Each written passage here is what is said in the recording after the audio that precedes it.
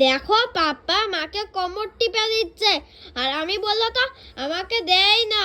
পাপা আমার হাতটা ব্যথা করছে, কোমরটা ব্যথা করছে, পিঠটা চুলকে দিচ্ছে, সেটা তো আর দেয়ই না। আর মার সময় আমাকে দিয়ে দেবে, মাকে দেবে।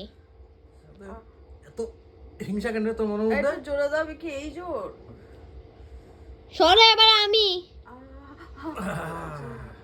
ঠিক আছে না একটু দাও জোরে জোরে। সরে এবার আমি, কি আমি তুমি কি আমি বসবো এবার। তোর কোমর টেপে দেবো? না, একটু ভালো করে দাও।